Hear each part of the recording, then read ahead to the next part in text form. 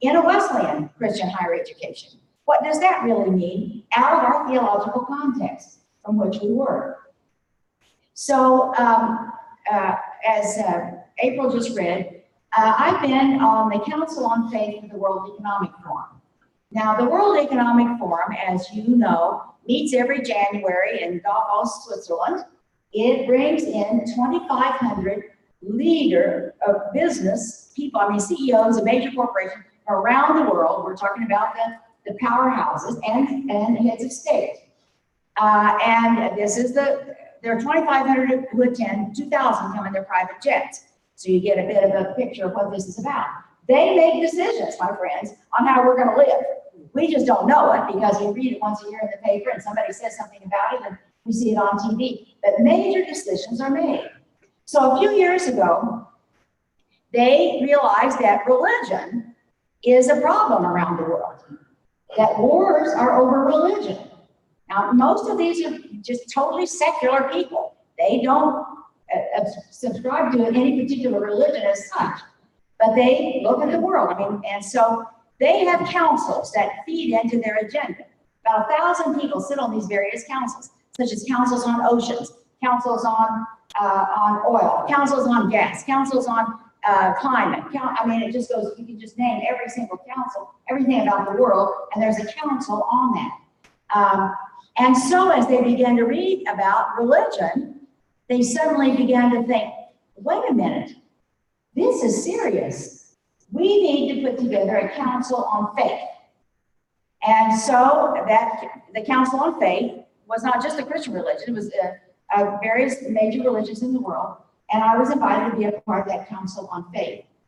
And so one of the things that they discovered, though, that I think is very fascinating is, and I put this slide up, by the year 2050, 90% of the world will be religious. Now, when you think we're in a battle right now regarding secularism and religion or faith.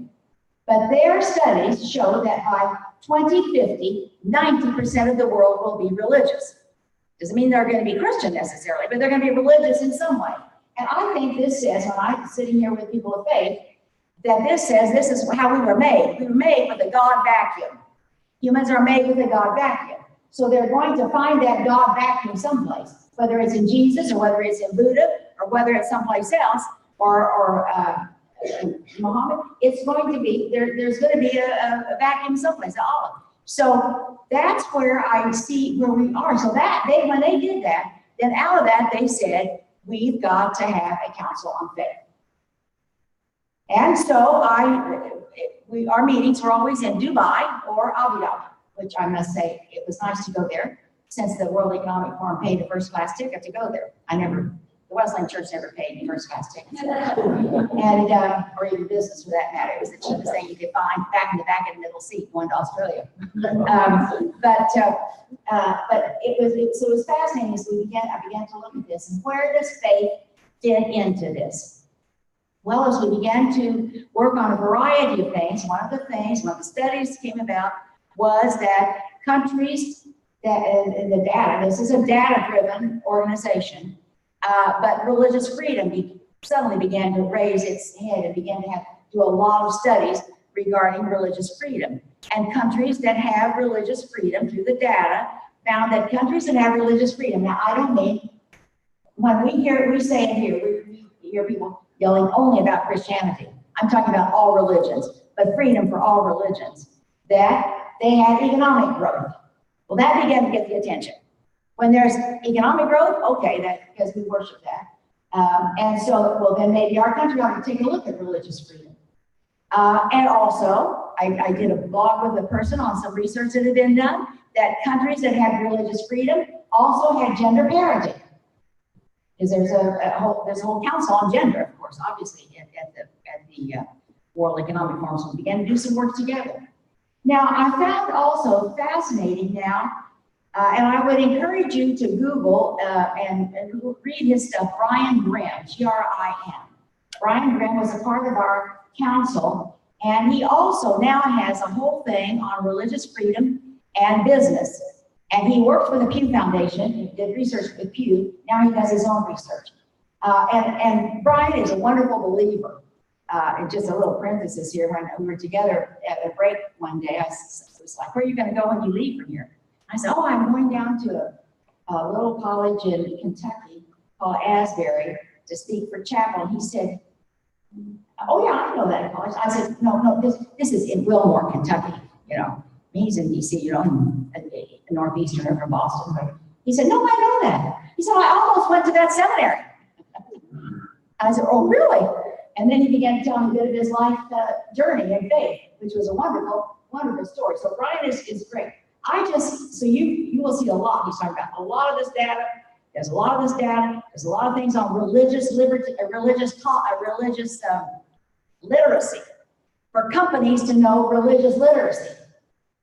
We're talking about training big companies to understand all the different religions and religious literacy. Then just yesterday, I had an email from him, and he wrote me that Salesforce, you know, Mark Benioff and Salesforce, the big outfit, they now have, which I didn't know, that they have the tallest building west of the Mississippi in San Francisco. So a little factoid there in case you're playing some game.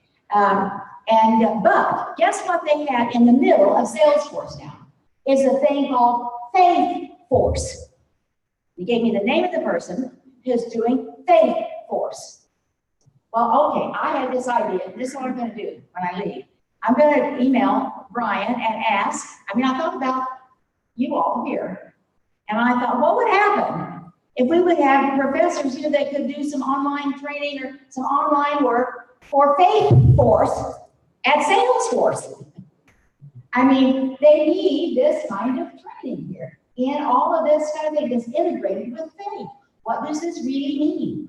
So this is where some of the positive things that I think when we're looking at Christian higher education, how this intersects with the fast-moving world in which we're in. Well, then at one of the sessions that we were at, this is like 3 years ago, the panel that morning was talking about what we know today as the fourth industrial revolution. We're living in this. We are living in it whether we know it or not. And it's impacting literally everything you do, everything your students do. It's impacting literally our entire society. So if you want to Google the fourth industrial revolution, I encourage you to do that. And there's a little booklet online by Klaus Schwab, K-L-A-U-S, he's German. He's the founder of the World Economic Forum from Germany. And S-C-H-A-A-W-D, I think it is, or something. I don't know, you can figure out how to spell Schwab. And so the fourth industrial revolution is this. We are in the beginning of a revolution that is fundamentally changing the way we live, work, and relate to one another. Now, one of the things that that's happening in this fourth industrial revolution is that it's moving so fast and constantly. So that day, as we were listening, I got very depressed because this is a revolution that will soon not need humanity. We will not need humankind. And so, as a result, they went on and saying the result of the fourth industrial revolution is that people will move into nativism, tribalism, we're already seeing that. Nativism, tribalism, isolation. And so we went back to our little faith group, went back to our room that day after all this and just like, what in the world is going on?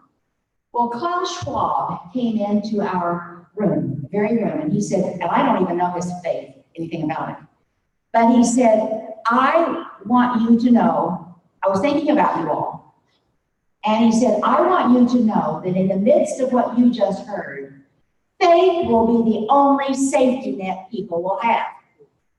Now, what does that say about us? We just heard that we're disciples of Jesus. We're Jesus incarnate here. We're in the incarnation of Christ in this world today, sitting around our table. Faith is the only safety net people will find. And then he went on to make this statement. I have it up there. Values cannot be justified by the intellectual process alone. Faith must be involved. Now, he's a secular man, I don't know exactly, but he knows enough about faith and has enough confidence in faith that we have to have it. Well, we're already seeing ethics, there are no ethics, I mean, the revolution is moving so fast, having to catch, ethics are having to catch up, values are having to catch up. All of this is happening in so fast that we don't have that. And he is saying, we only can have values because of faith. So this is I'm here at 40,000 feet, but I want you to know that this is what's trickling down. This is what you're dealing with, and this is what we're all dealing with. And I want to encourage you, you're in the right place at the right time, in the right time of history. So this is where we are. So if you go on to look at then the fourth industrial revolution, I think I skipped a slide there, but it looks like you're keeping up with me. So I want to just read a few things. I've got a few points about this, so if you'll bear with me as I just read this. Of the many diverse and fascinating challenges we face today, the most intense and important is how to understand and shape the new technology revolution, which entails nothing less than a transformation of humankind. We are at the beginning of a revolution that is fundamentally changing the way we live, work, and relate to one another. In its scale, scope, and complexity, it is what's considered to be the fourth industrial revolution, unlike anything humankind has experienced before. We have yet to grasp fully the speed and breadth of this new revolution. One of the things they talked about is, and we see this now, companies, big companies, and now they're merged with another company, and they talked about how new business people already know this, but how they referred it to the fast fish will eat up the slow fish. You got to move faster, you're going to be eaten up by somebody else, and we see this constant movement all the time. We're witnessing profound shifts across all industries, marked by the emergence of new business models, the disruption of incumbents, and the reshaping of production, consumption, transportation, and delivery systems. On the societal front, a paradigm shift is underway in how we work and communicate, as well as how we express, inform, and entertain ourselves. Equally, governments and institutions are being reshaped as our systems of education, healthcare, and transportation, among many others. New ways of using technology to change behavior and our systems of production and consumption also offer the potential for supporting the regeneration and preservation of natural environments, rather than creating hidden costs in the form of externalities. The changes are historic in terms of their size, speed, and scope. While the profound uncertainty surrounding the development and adoption of emerging technologies means that we do not yet know how the transformations driven by this industrial revolution will unfold, their complexity and interconnectedness across sectors imply that all stakeholders of global society, governments, business, academia, and civil society have a responsibility to work together to better understand the emerging trends. So what we're seeing here is that we're no longer operating in silos. We have got to work cross-sector. And I see this here in this institution as well, and at all higher institutions of higher education. We are going to have to work across our silos, and that's hard. But if we hope to make Southern Wesleyan the institution for now and for the future and moving forward, we're going to have to do that. And we are going to have to think in new ways and how we accomplish it. I had the privilege to be the interim president at Wesley Seminary for almost a year. Now, I'm not an academic, you can already tell that. But I got there and I understood there's some distance with faculty and administration. And so somebody told me that when I was there. And so, and I must say, when I got there, I didn't even know where the faculty was. So I said, where are their offices anyway? I don't even know where they are. And so that's when someone explained to me that there was a little distance. And I said, oh, I'm going to go up there. And so I went up there and started talking. We had a meeting. I just said, you know what? You all know, now I'm here just this year, so you can probably live with me for a year without hating everything. But I don't know the rules of engagement and all this. But we have a mission and a vision we got to get to, and we got to get there together. And that's the way I see this. And we began to work together, and it was great. Now, it may not have been great 2 years later, I don't know. But anyway, it was great that first year. So it's like, you know, the honeymoon. We had the great honeymoon, and I left. But I want to say this. We have a mission as Southern Wesleyan, and you probably already do it. I don't even know. But I'm just, most institutions, there is some discomfort there. And we're going to have to figure out how to get to our mission, working together in what this is. And particularly as we see this fast-moving kind of thing, as I listened already for the accreditation stuff and SACS, and I've been around enough to know all of that. And it's tough, and you've got to do these things, and it's hard. It's hard work. And the thing that I am very aware of in Christian higher education, and Wesleyan Christian higher education, the salaries are low, and we have to deal with that. It's hard. It's difficult. In fact, I just spoke out in Montana. I just got here last night from Montana, and I spoke with the public school system out there. And that's one of the things I regret, that our society has become. We will pay basketball players a high amount of money, and we will not pay educators anything. And yet they're holding the very core of who our future is. And so if I were back, I used to teach. Actually, I was an elementary school teacher when I started out. And if I were there, I would have been on the streets marching also for more salary, higher salary. Because if that's what our values are, we've got to speak what our values are in the society. So I'm just not giving you political speech. And I believe in public education too. So anyway, there you go. And I believe in private education. I believe in all of it. Shared understanding is particularly critical if we are to shape a collective future that reflects common objectives and values. We must have a comprehensive and globally shared view of how technology is changing our lives and those of future generations, and how it is reshaping the economic, social, cultural, and human context in which we live. The changes are so profound that from the perspective of human history, there has never been a time of greater promise or potential peril. Here we are. My concern, and this is Carl Schwab speaking, however, is that decision makers are too often caught in traditional, linear, and non-disruptive thinking, or too absorbed by immediate concerns to think strategically about the forces of disruption and innovation shaping our future. I think we all have to deal with that. It's scary to think about what that might look like. And we are only comfortable with what we know and what we've experienced in the past. And what does all this disruption mean? And how do we move forward? Well, I think the big question to us today is the fourth industrial revolution is changing everything, from the way we relate to each other, to the work we do, the way our economies work, and what it means to be human. We cannot let the brave new world that technology is currently creating simply emerge.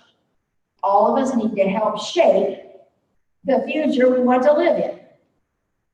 But the big question, what do we need to know and do to achieve this? This is before us this very day. And it doesn't mean anyone out there has the right answer. It says you have the answer, because we can shape this. I think too many times we get caught in we are only recipients and we cannot shape it, but we can shape it. So as I look at this, I'm thinking here where you are. I'm thinking some of the new things that you are doing, the special needs pieces and all of this. And yet at the same time, are you saying, some of you are saying, well, Joanne, you mean we just throw out? No. There are basic things that still need to be taught, basic pieces that are there. But sometimes it may take on a different way in which we do this, or how we do this. But how do we really shape? So I want you at your table to talk about a minute. I'm going to give you about 5 minutes to have a discussion about what do you see in the big question. What needs to be done? Just think creatively. What does that mean here at Southern Wesleyan? So turn around to your table and let's just have a brief discussion about the big question for right now.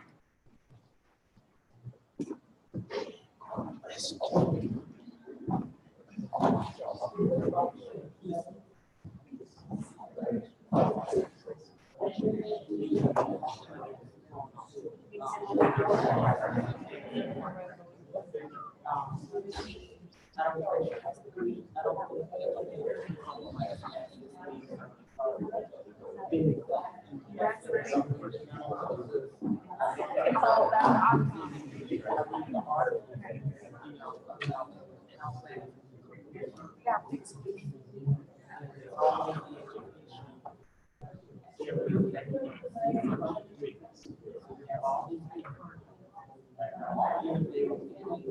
how do we adapt? How do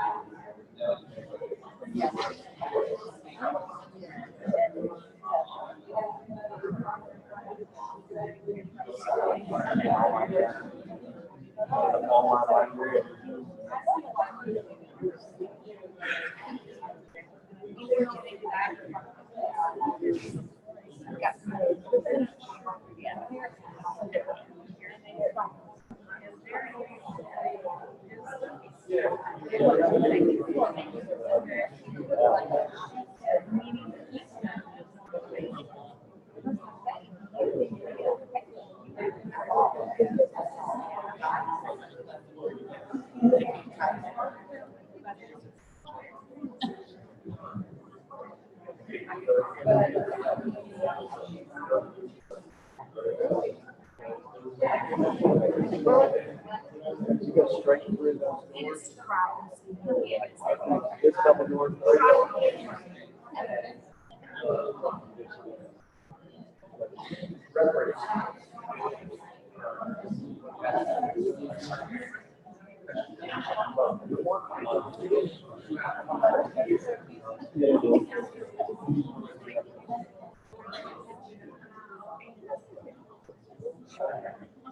I feel like I hear about your sister, but I'm like,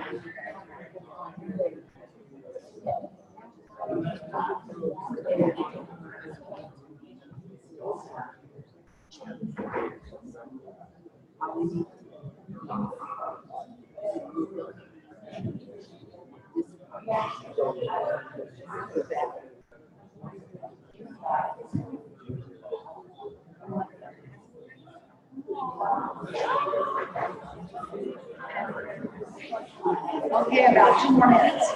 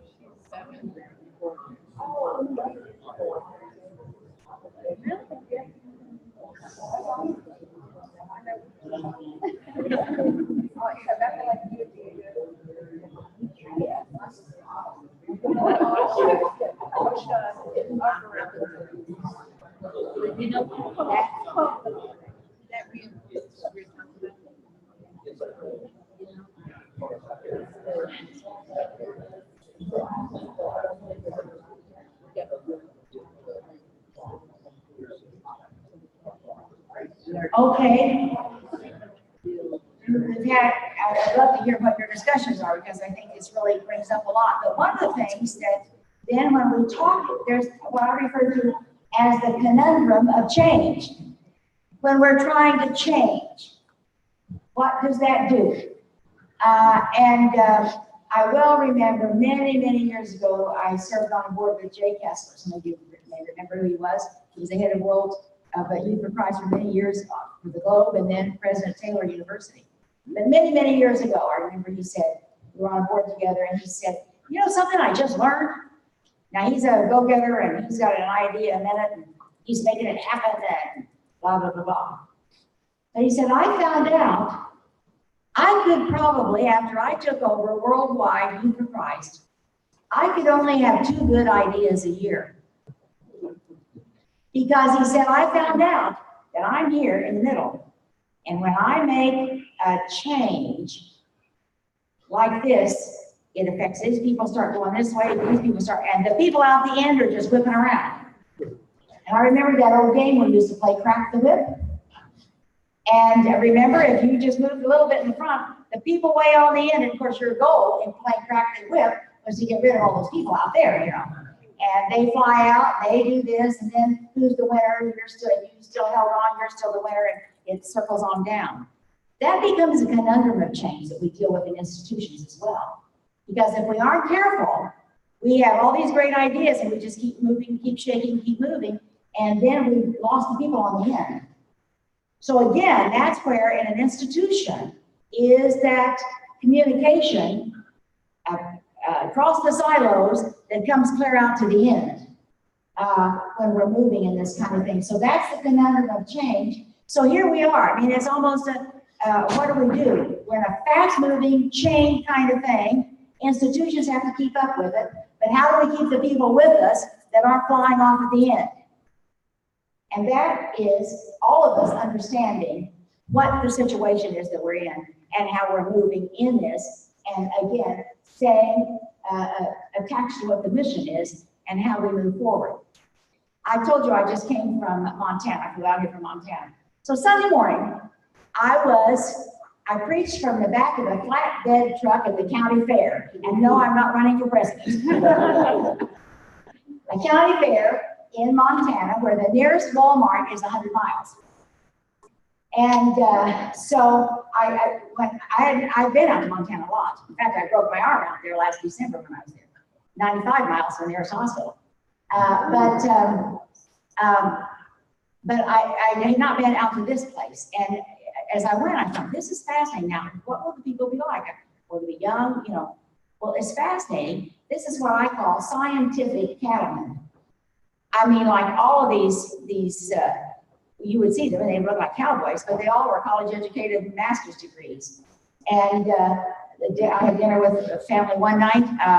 They're Red Angus, and they have a bull that's worth $80,000, and they sell only the semen from that bull. And the next day they had a veterinarian that was coming to do ultrasound on their cows to find out when the calves were coming. So these are scientific cattlemen. And great conversations of what their world is like. What are the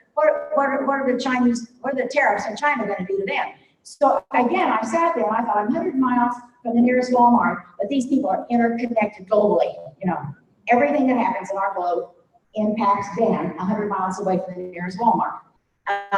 And these great conversations that we had, and some were on the board of the Red Angus, whatever. And then I learned about the difference with Black Angus and all of this. And I grew up a bit out in western Oklahoma, and I do remember when I was 7 years old, I was at a rodeo, and I was enthralled with cowgirls and cowboys. And so I came home and announced to my parents, who were pastors, that I was going to be a cowgirl when I grew up. And I remember my dad said, well, look, real cowgirls and real cowboys are either from Texas or Montana, so you might as well forget they're not from Oklahoma. So my dreams crushed immediately, right there. But I reclaimed it this weekend. But as we talked, as I listened, I thought it was almost surreal. But again, here we are. This is this industrial revolution in which we live, that we are so well connected globally, 100 miles away from the nearest Walmart, that they don't even think about just the way the world is functioning. And they know they refer to themselves, we're on the frontier, they say. And then I saw these young families, and this church is a vibrant church, and there's nothing around it, the church and the parsonage.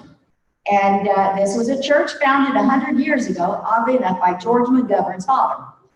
And I thought, what was that like 100 years ago? Oh my goodness, that was really, really, really remote. But here, this is a vibrant church with 80 people. They were telling me that they have 35 children in that church. So that means there are young families there. And yet, in the state of Montana, a few years ago, they had 79 country schools. Now they only have 4. So this means these kids travel a long ways. And a few country schools, I've been out to another one out there. I like it out there last year. And there's a school, and the teacher lives in the house by the school, and she has 7 students. And those kids travel 2 hours to get to school every day on a bus. So, but still, they're impacted because their families are impacted by this. And so the big discussion, I met with the public school there as well. I did a session with them. And their issues are the cell phones and kids that are connected. And their big thing was, how do we teach respect? How do we teach listening? How do we, at the elementary school level? So some values there that still, in the midst of this, the values still must be there. So as I look at this conundrum of change and how we do it, is very, very significant in how we do. And then the students that you get, how they have been impacted already by this. I'm thinking of, for example, already Facebook. You check a like, then you're going to get everything that believes that way. So we already have tribes. Twitter, whatever you click and whatever you retweet, then you constantly get that fed back to you. So we already think everybody thinks like us. Then just think about that with students who are coming to you, who already have that. Then it's very hard for them to bring in additional information that's not how they think, or what they think is quote unquote truth. I want to say another thing too. The last couple of weeks, there have been like some famous Christians, and I liked what Tom had to say regarding this, that have thrown away their faith, young ones. And I looked at both of them, and I thought it was because they didn't deal with the complexity of what faith is. Complexity of what it really means to be a follower of Jesus. They had all the right answers, quote unquote. I mean, it would be almost like a catechism. This is the question, this is the answer. And suddenly they're running into complexity. And so just throw all the faith out.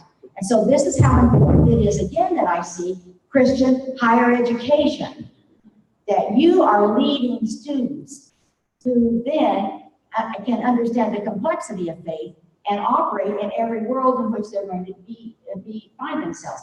I heard Francis Collins, who's the Genome Project leader, and he's now the head of NIH, of course. And I heard him last year, and I've done a bit of connection with him earlier on. But last year I was deeply moved when he shared about his own conversion and raised by atheistic parents. So obviously he's going to be an atheist too. And he was a scientist, and he's really smart. And so he's in his, and he said one day he realized how lonely he was in his lab all the time. And he started seeing people, and then he began to see how this connected with this. So he said, so I just decided I better go get an MD. I mean, he's a PhD, you know, brilliant. I'm just going to go get an MD, see what it's like to do this. So he did. And so he said, as he began to work in the hospital, because he said, I felt like I need to be around people. And so he began to be around people in the hospital. And so I began to see people pray. I'd always poo-pooed that. He said, but I would see people get well, or they get better, or I'd see people die. You know, it was all of that. But he said, I began to see some of his prayer stuff just began to make a difference. And then he just shared that one day he was in his study, and just the presence of God so overwhelmed him. He fell on his knees. I thought that posture was so significant. He said, I fell on my knees and cried out to God. Never have I ever done that, ever seen anybody do that. But this is the power of God that comes in. But he went on to share that when he takes in residents and students, particularly from Christian education, and they have this great divide between evolution and creation, 6-day creation or whatever. And he said, I really try to help them work that through, because I see many of them, when they begin to see all the complexity, all the nuances regarding evolution and all the theories, they begin to see all of this. He said, I see many of them throw away their faith. And he said, I try to help them. I want to work them. And he said, some people can work through it, but this has been such a dogma that they can't work through it. And then they just throw out all their faith. And I thought then, and I know, and I want to say to people in the science world, I know you get flack from the church. I mean, Mabel didn't say this, but you know, I was the head of the church for 8 years, so I know a little bit about flack and the denomination. And but I really hope you will help your students to understand those complexities and those nuances, so that their faith is not just caught in a 6-day creation thing, and that's all there is. Am I talking to the choir, or am I not? I don't know. But this is what I really hope that you can help them to understand, all of these other nuances that are with this, so that their faith is just not connected into that. So then when we move on and then I don't want the famous folks that have just walked out, that have dropped out, I don't want them to, I don't want us to have dropouts from the faith because they don't understand the complexities. Do you understand what I'm saying out there? Okay, thank you. I wasn't sure. Now, then as we look at adaptive institutional change, we are seeing, there are two principles that I see that are hugely lacking in our society today. One is empathy. And NPR recently did a whole article, and you can Google that one as well, The End of Empathy. And when I look at this, empathy is also a value of Jesus. So when we begin to see the values that Jesus had, and we follow that, we're really countercultural. Now, I think of the early church of Rome. One of the values that the Roman culture had at that time was that if a person showed any kind of mercy, they had a character flaw. Now, here are the new believers in Rome living this out then. The opposite of what the culture believed. And so we are countercultural here. We're really moving into counterculturalism with empathy, and hoping that our students begin to understand empathy and what this really means. There's some new books out. Belinda Bauman has just written a book, forgotten the title of it, but it's about empathy. Really quite a good book on empathy. IVP did the book. And it's really trying to reclaim empathy in this. And the second one is generosity. A few months ago, the Red Cross listed something that I thought was very fascinating. They talked about just in the last 2 weeks, last few weeks on the hurricanes that we had. The first one in Texas about 3 years ago, and then the next one. So the first one in Texas, whatever it was called, they took in $350 million for that hurricane. A few months later, there was another hurricane. It dropped to 100 million. Then the next year, the next hurricane they dropped down to 80 million. And then the next hurricane dropped down to 50 million.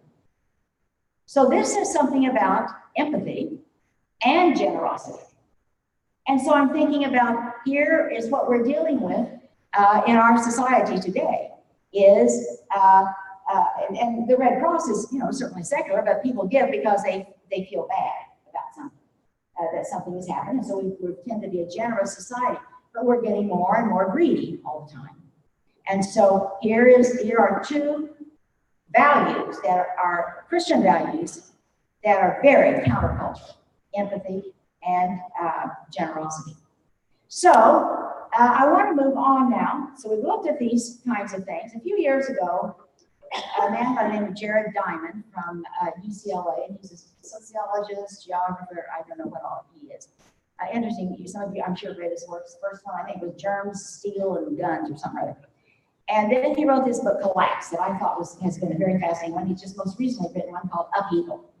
And the one on collapse, he took a look at what makes societies collapse. And he started clear back with the Mayan Indians and ended up with Rwanda and Haiti. And all the societies in between. But there's some great principles in here that I think are reasons that societies or institutions collapse. And it doesn't mean they bingo all at once, but the seeds of it are always there if you don't do some of these things. So the first one that I want us to take a look at, we're going to talk about this in a minute. The first one is failure to anticipate or looking around the corner. What is around the corner? And we don't always know what's around the corner, but we've got to step up and begin to perceive what could be around the corner. And many times we're afraid to look around the corner because we have no prior experience of such a problem. Or we had prior experience, which has been long ago. Or we do reasoning by false analogy, such as, well, that would never happen because.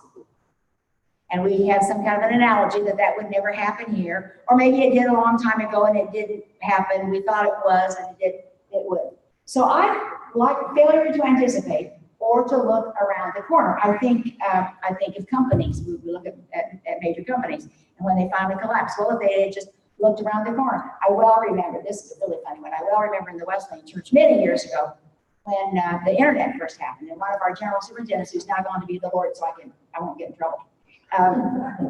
He said, oh, that's only a passing thing. I mean, I could believe that you would think that, oh, that's only a passing thing. That's just a fad for right now. And he said, we don't need to invest in anything in that at all. That's just a passing thing. Well, sorry, And so this is what happens. This is when we fail to look around the corner. And so a failure to anticipate, what is around the corner? Now, I know in institutions, there are a lot of things around the corner. You can also talk about, lifestyles, etc., around the corner. How do we deal with these kinds of things? So I want you to take a little time at your table, and I want you to explore. I mean, it can be anything that you think. There are no secret mics in this place today. Because this is how we're going to be able to make it through, friends. How we're going to move forward and own this future rather than the future owning us. So what are some things, as you talk around your table, what are some things that you see around the table, around the corner? Take a look. What are the things around the corner? I'll give you about 8 minutes to talk about this. And probably somebody ought to take notes because I think some brilliant ideas have come to this table, and I may just do a quick thing of what you think will be around the corner.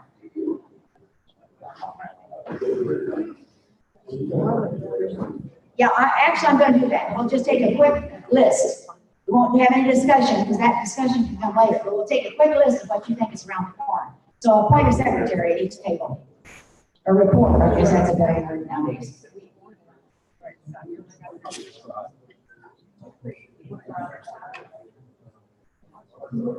Yeah, it is. It's like 30 people now.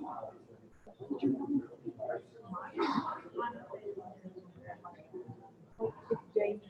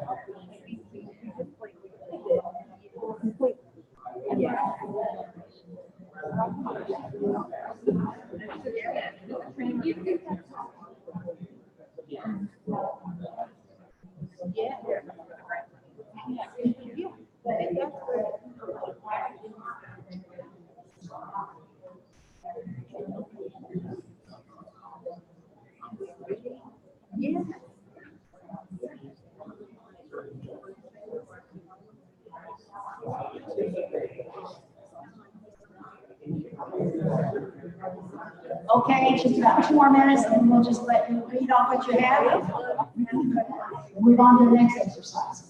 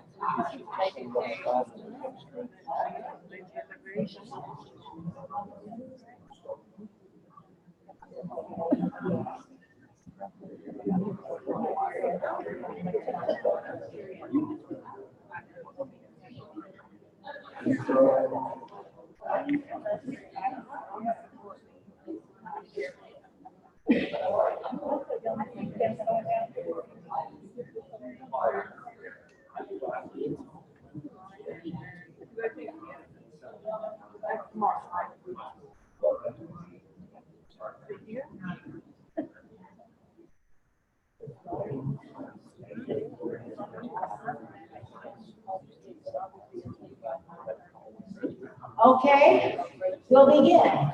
So April, are you the secretary of this first table? Who was? Oh, wow, okay. Okay, so stand up, April. Great, by the way, she's been great to work with. So, yeah. So some of the things that myself and these two wonderful ladies talked about, anticipating lifestyles.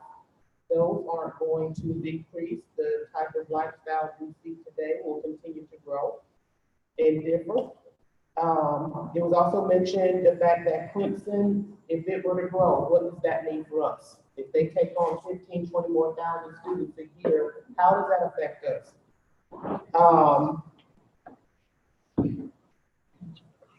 In a world where there's so much change, I'm trying to remember the context, it'll seem strange if we don't do a better job focusing on diversity as an institution, integrating more. We also talked about, what about majors for later? Yes, we have our majors now. We talk about making them better.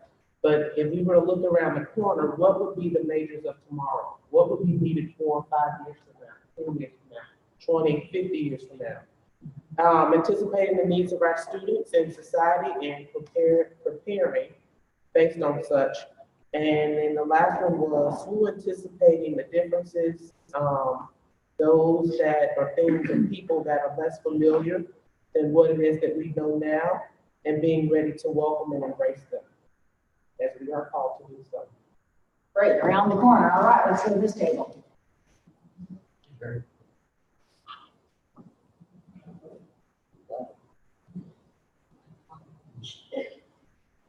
So one of the things that we know about in the School of Business is that big data is kind of becoming really prevalent. That's something that we have begun to anticipate and what we need to include in any future measures and programs that we do. But with big data and data analysis comes an overabundance of information. And that overabundance of information that we see on this newfangled internet that the General Superintendent helped with passing back, it requires knowledge application and wisdom in its use. And one of the values that Southern West Family bring is, as we see all of these changes in all kinds of technology, from transportation, we talk about hoverboards, from transportation to whatever technology can arise, that it's the governance of that, the critical thinking through how it should be used and could be used, ethics regarding the use of technology, that we're going to have a whole new level of knowledge workers that are, social media managers and people who don't produce anything. We're going to move away from a making of things to a managing of knowledge. But as we do that, are those people managing that knowledge? Are those knowledge workers capable of critical thinking, of empathy, of these types of characteristics? And so what we have to bring to the table is not just looking forward to and anticipating the future of what's impacting business, but how can we equip students to manage it ethically and with empathy and with the virtues that we would seek them to use, and really helping them to learn the wisdom of the application of that knowledge. Great. Next table back here. Well, new teacher, and she gets the. A couple of things that we looked at, just in education with the way everything's changing, just looking at in the future, will we have more virtual classrooms, simply because you have a lot of students that are in the classroom, teachers, with the educational textbooks and this kind of thing. So just looking at what are ways that we can put our teachers that we're pushing out for Southern West, how can we get them out there faster? What can we do to support them to just to build upon that? Another thing with technology, because technology is changing so fast, education is changing so fast. If we don't get in there and get our hands in it, we're going to be left behind. And we don't want to be left behind, so we have to move with the times. And that's what I told several people just this past week. So we have to be able to get our hands dirty, get our hands in there, and move with the times. And that's one thing that I want to make sure that I'm able to do too. And a residency program, that maybe we could look at a residency program during the 4th year, and maybe have a master's with that residency program, accelerate by having 7-week terms, working as partners with interdisciplinary, like we're doing now with math, biology, social studies, English, yes. And we had to do away with our secondary program, which really hurt us because we're about putting teachers out. But we're working with them now, so if they get their degree, they can take the teachers exam and still be certified. So I think interdisciplinary things like this, and, we still, want to have this Christian scholarship within a Christian ethic of care. Business has discernment leadership. I think this is so important when we're, as a Christian university and as educators, because you talk about a calling in ministry, there's a calling to be a teacher. It's so important that we do. So if we don't do something, then education, I shudder to think what it would be. Good, thank you, and I like that calling. I think we're putting everyone through Christian vocation. Lawyers, everybody, teachers, what we're doing in Christian higher ed, business people, etc. All right, well, I think that must be the religious group there. Religious. Yeah. So like with the increased dependence on technology and how that's shifting, we also need to increase intentionally our personal touch and connection, because that's the piece that's going to be left behind. That's what incarnational is all about, in the flesh. The other piece is just from our division, we really need to do it more collaboration with other religion faculties, like with and the other Wesleyan institutions, because we're all after some of the same students, and there might be some ways that we could do creative things. Good. Next, back there. And I don't know what your discipline is back there, so. Social sciences. Okay, great. And ultimately, one of the biggest things are the quarterly comparable demographic changes. Yes. Especially in the 5 to 6 years of the enrollment decline. Good, okay. I'm losing track of table. Yeah, next, The first question is kind of like, are we talking about as an institution? Are we looking really to anticipate something? Or are we talking about within our department, at the science department? And so we pulled it all in together. Good. So part of the thing is we are hearing enrollment, loss of enrollment being down. So this is an institutionalized, but the truth is our students need to be here, so our students are the factor. For us to have the institutions and all around one. And so we look at the marketing aspect. And so with marketing, one of our clear pictures is we feel like as a science department, it's really difficult for the marketing to be clear of what all we can offer to our students, because even though we're a smaller university, we have a lot going on with our science department, and if the students aren't aware of that, we're trying to be clear.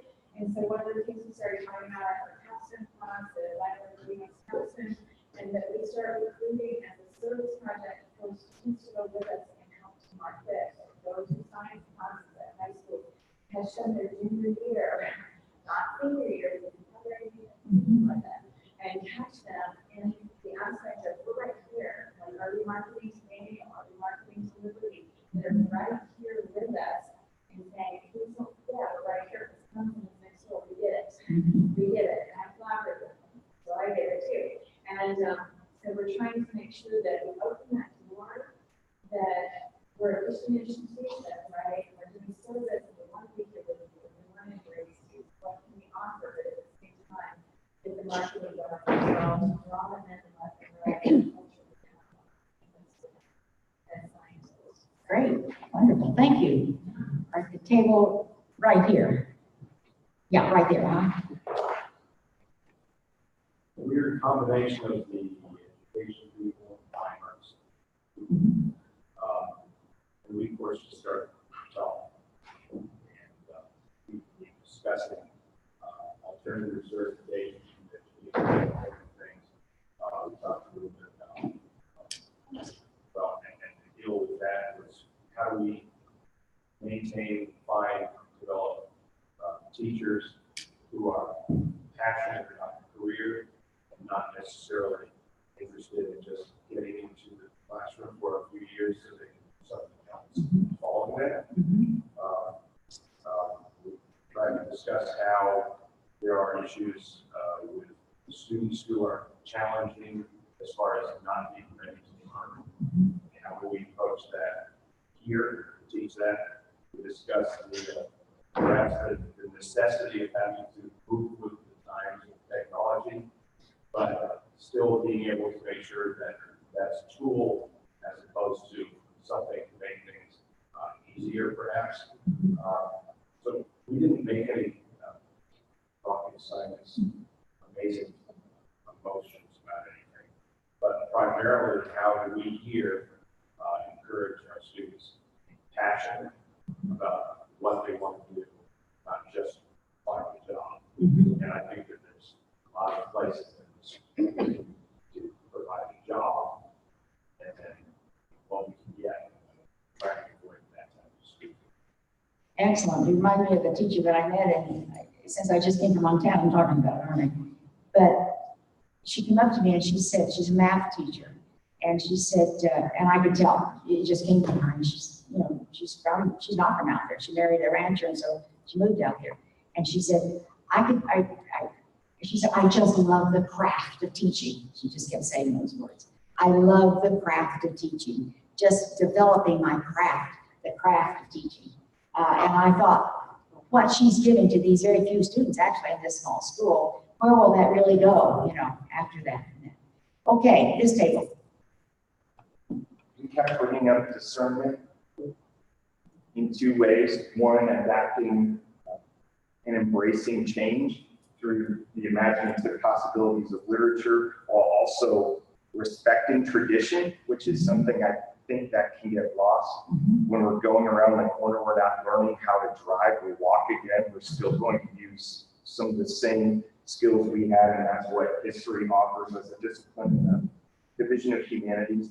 And then media communications allows us not only to communicate well, but also to discern the information we're taking in better.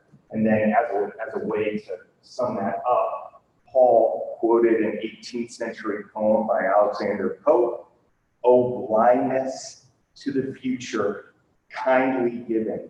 And it made me think of what we say in the Lord's Prayer, give us this day our daily bread. I think if we keep asking the question, what's around the corner, worry and anxiety can come as a result of that. And we're reminded not to worry about tomorrow because today has enough to be anxious about as well. And so that's also a reminder we had to each other as we talk. Great, excellent. This table. We are representatives of the library elite and also the Center for Teaching Excellence. I saw a documentary film one time called Jurassic Park, wherein the Dr. Ian Malcolm said, your scientists were so preoccupied with whether or not they could that they didn't stop to ask if they should. And so what we discussed was, in a world where most anything is possible, who gives voice to what is truly valuable and meaningful? And our trend continues where the world becomes more and more automated, and we're entering a time where it's more confusing as to what a human being actually is, the value of being a human being. And so we as Christians who are image bearers of the Imago Dei have really had the opportunity to bring meaning to education and bring meaning to the decisions that lay ahead. And also I've seen with our institutions commitments that purpose and value and meaning are so big for the students that come here. And kind of piggybacking a little bit on what Priscilla said, especially for the library where all wisdom and knowledge is housed. What students are to do with the information that is so readily available in great abundance and how to use it properly. And so driving forth the meaning of the human person and also the purpose that they have as they use the information that's available. Great, wonderful. I think this is rich. We could spend all day moving through some of this, so thank you. The next piece, I want to move quickly here. The next one, and we'll take just about 2 minutes at the table, but the next one, that why societies and institutions collapse, is failure to perceive a problem, or another way to say this, the elephant in the room. And some problems are imperceptible. The second one is about distant managers. For example, Greenland was discovered, and you historians over here know, and I can't remember the year, but by Lee Erickson or somebody out there, but some folks in, but particularly Denmark at some point owned Greenland. And Greenland kept trying to manage, Denmark managed Greenland by Denmark standards. And ultimately Greenland collapsed because Greenland is different than Denmark. And so many things collapsed because of distant managers. And so maybe, sometimes we can take a look at this. Is it a board? Is it a distant manager? But yet, I know faculty here participate with the board, et cetera. But you can always blame the board if you don't like it because they're far away. But anyway, distant managers is a piece that I think we may take a look at how that may work. And then slow trend concealed by wide up and down fluctuations. So that's a creeping normalcy that happens in that. That ultimately what's not good, but it becomes normal. So then we just go with it. Then landscape amnesia. You kind of did that with the Mayans, and it just became amnesia. It all looked the same. And then rational behavior, which is selfish, or the tragedy of the commons, which means it's common and it just becomes a tragedy with that whole piece. So I want you to take just a few minutes. I'm not going to have you share it with everybody, so you can secretly share with your group. What's the elephant in the room? And as you see this, and where we are moving forward, maybe there's no elephant in the room. But what would be an elephant in the room, as you see, again, as we're proceeding, how do we move forward? How do we not collapse? What's an elephant in the room that at some point we need to address? Budgets, of course. I know that's certainly one. And so if you want to just quickly talk, I'll give you about 5 minutes on this one in your group. And feel free to share. You're not going to say it out loud. And if you later want to come and talk to April about it, feel free to do that.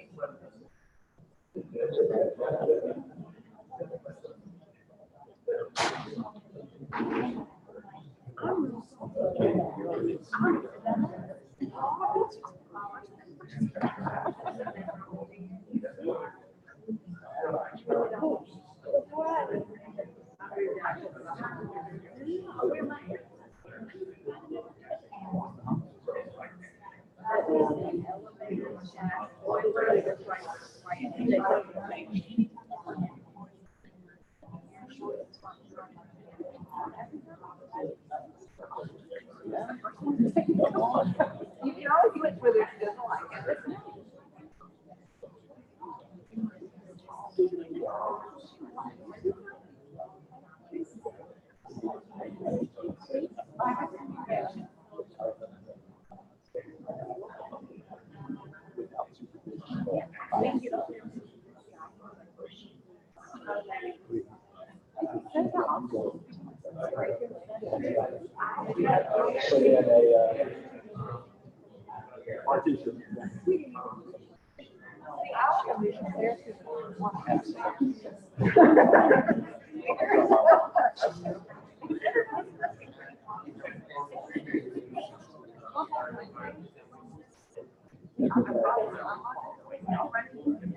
It's like the pioneer day. Water.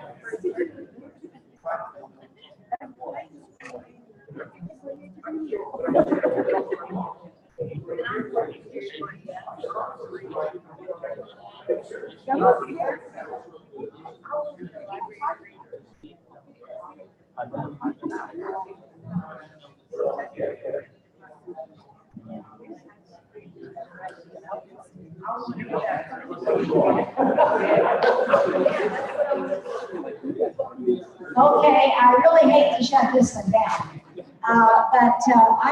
What I would like to recommend, because we're never going to get into this if we only talk about the elephant in the room among ourselves, and we don't really address it.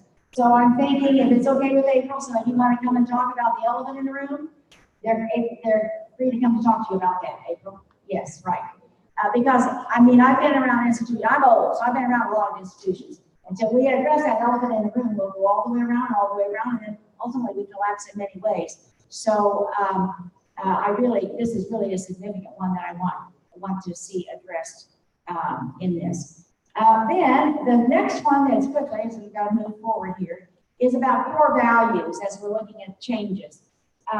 Perhaps the crux of success or failure as a society is to know which core values to hold on to and which ones to discard and replace with new values when times change. Now, this can be very scary also, and we've seen institutions that have taken far afield from what their original purpose was because they start changing their core values. I mean, I know a seminary up in New York City that now they may or may not believe in God. So I never can figure out why you go to seminary if you don't believe in God. I never quite got that. Anyway, I'm not talking about discarding those kinds of values, but what are values? And you've already brought up some things like with students of the core values of their own personal values. And I thought it was interesting. Recently, I read the 4 qualities that Google looks at when they first start to hire someone. The very first one was humility. Humility, that's not a value in our society today. And if our students can have humility, and so the first was humility, and then the second one was willingness to learn, and the third one was being trustworthy, and the fourth one was about your college degree. They didn't care what your degree was even in. They wanted those values first. So I think that those, as we're looking at core values for what you may need to take a look at what the institutional core values are, etc. Then the next one I think is very interesting. This calls for a leader with a different type of courage. And I'm talking about you as leaders. I'm not talking about the institutional, the president or that kind of thing. I'm talking about you as leaders as you're working with students. This calls for a leader with a different type of courage to anticipate a growing problem or just a potential one, and to take bold steps to solve it before it becomes an explosive crisis. Such leaders expose themselves to criticism or ridicule for acting before it becomes obvious to everyone that some action is necessary.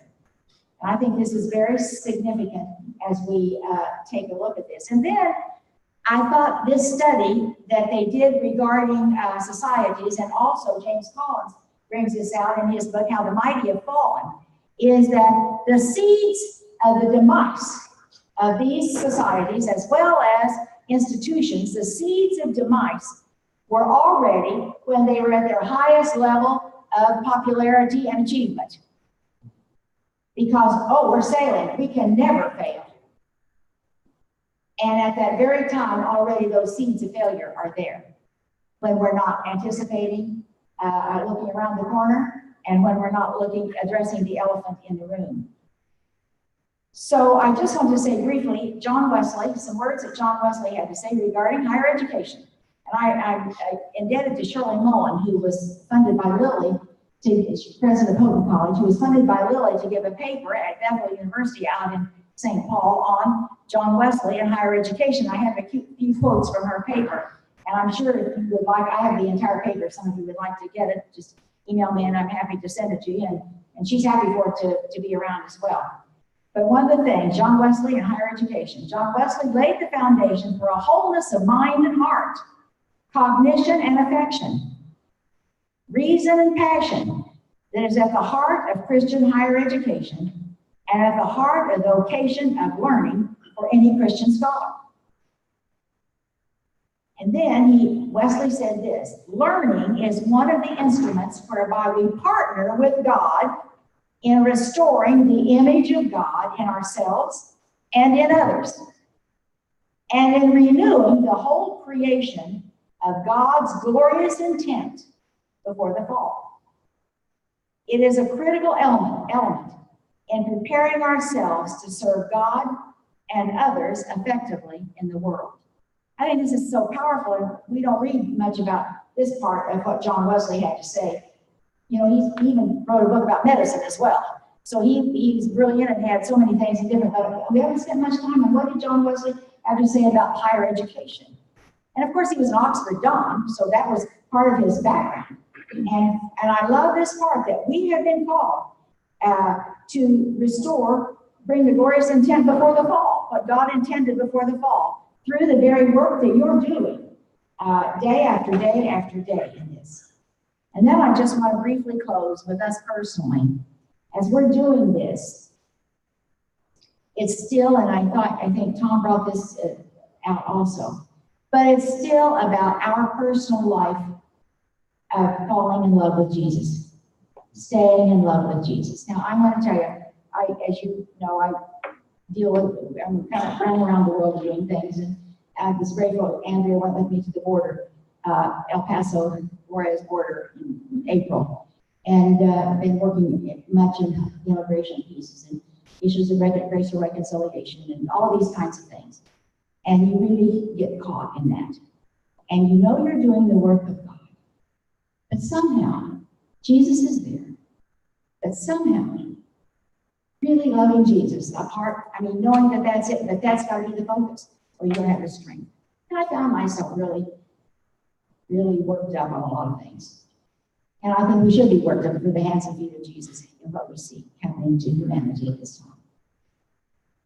I have a friend, and some of you know Keith Springer. He's a professor at Indiana Wesleyan University. You know Keith before he was married. He worked with us in Kansas City, actually, planting a new church. Now, every once in a while, Keith will put on Facebook an old hymn.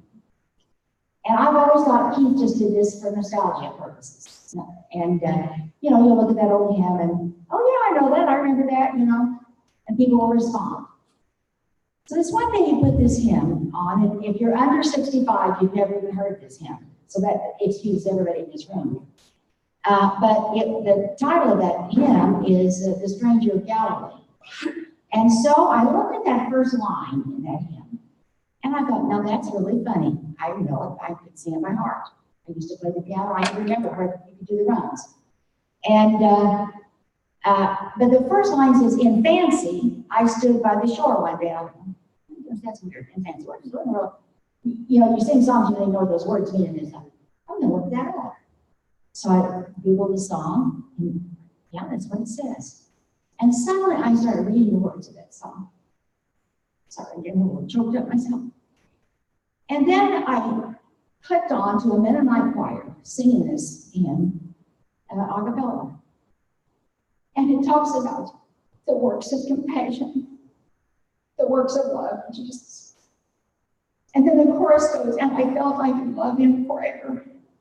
And that day, sitting in my chair in my house, I still am overwhelmed with love for Jesus, realizing that the tough justice issues and everything else we're dealing with, ultimately, it doesn't go away. It doesn't mean we just now become isolated, but we're in love with Jesus, and that power comes and strength comes to continue it on.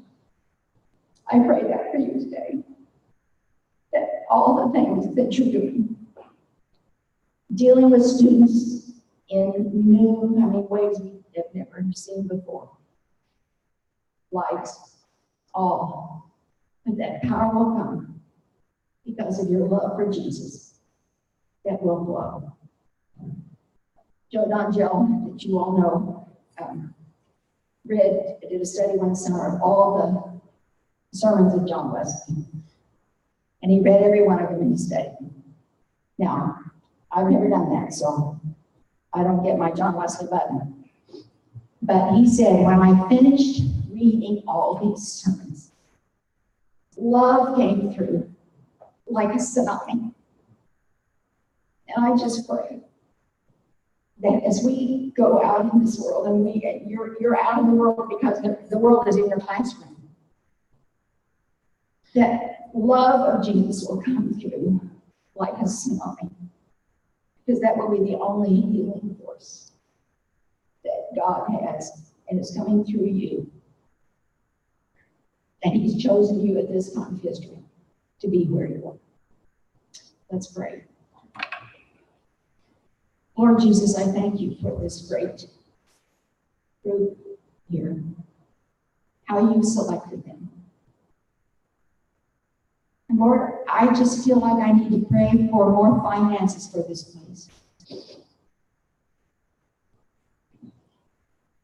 As I look at people here that have given their life and continue to give their life of service,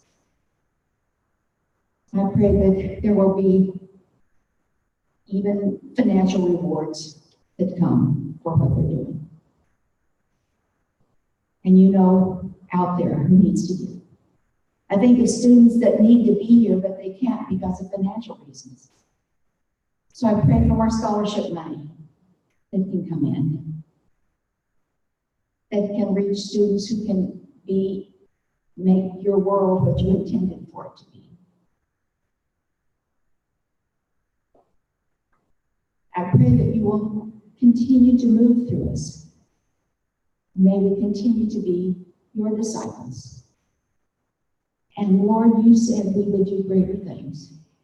And I don't know all that that means, but I believe in this place you want to do greater things than we've ever seen before. And you long to do that. And so we open ourselves this morning to you, to move through us in ways that may feel uncomfortable or strange to us. But may you move through us in ways that you intended for us to be. In Jesus' name. I pray a special anointing on April as she's the provost, interim provost. Give her your wisdom today, Lord. Give her insight. Help her to think your thoughts, that we may move forward to give glory to you. In Jesus' name. Amen.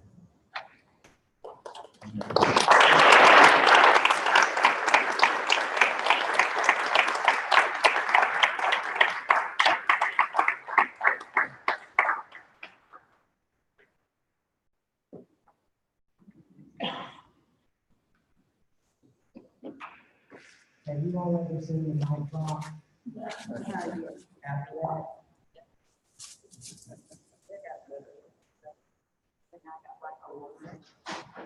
Joanne, we love you, and we know you love school. Wow, I got some swag. You got some swag, so this is for you. Wonderful. More school memorabilia pieces for you. Thank you for today. Thank you for what you shared. We needed to hear this, and we're so thankful for you. Great to be here. Thank you much. Appreciate it.